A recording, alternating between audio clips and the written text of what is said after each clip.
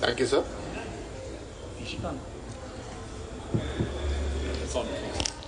Thank you, sir. I rise to speak in favor of the Bill of Lading Bill 2024.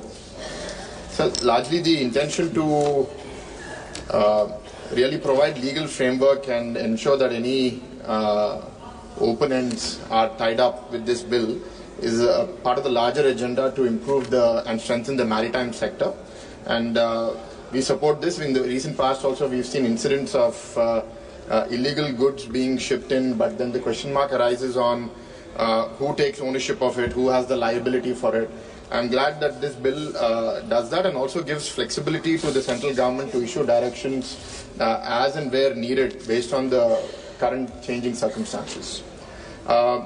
Speaking about the maritime sector overall, sir, I'm happy to see that our overall cargo handling capacity has doubled from about 800 million tons per annum to about 1630 million tons per annum as of March 24, indicating the commitment of the NDA government towards developing maritime trade. 9 Indian ports are ranked amongst the top 100 ports globally, and I'm sure over the years many more will show up on those rankings. We're seeing how global events are disrupting maritime trade, like the Russia-Ukraine war, that are leading to shipping delays, higher costs, and impacting all our industries.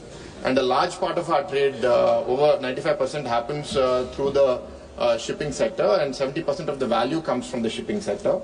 So, sir, there are many things that we need to do to ensure that we remain competitive and increasingly compete with the global market in this.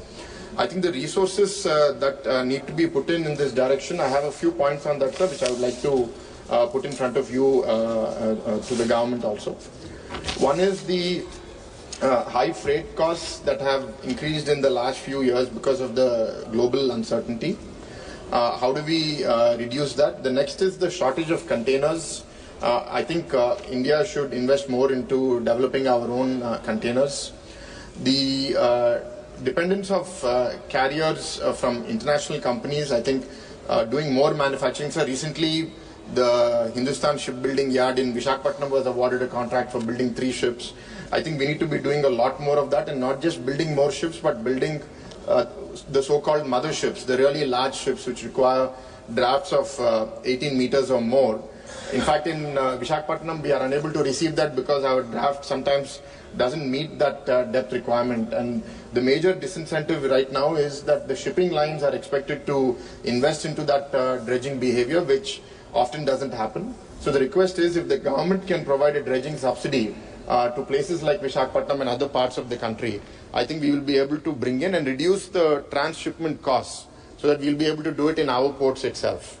The next, sir, is within the shipping ecosystem, a small request from my parliament. We have invested about 100 crores to develop a cruise terminal in Vizag port, but not having a e-visa facility over there is limiting our ability to conduct more cruises over there. Request that the government takes a favorable view on that.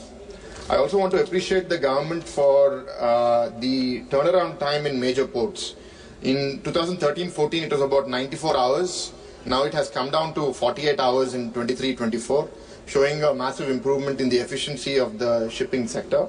And there are many other points, but overall, I think investment into this would be critically relevant for our future, and Andhra Pradesh would be very happy to partner on this, because recently we have announced our maritime policy. We have almost 1,000-kilometer coastline, and we have notified about 14 ports, both large and minor.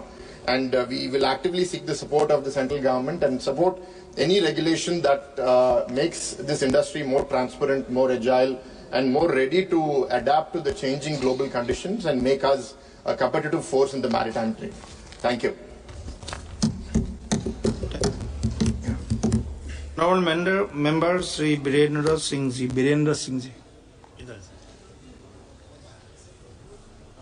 धन्यवाद अध्यक्ष महोदय। आज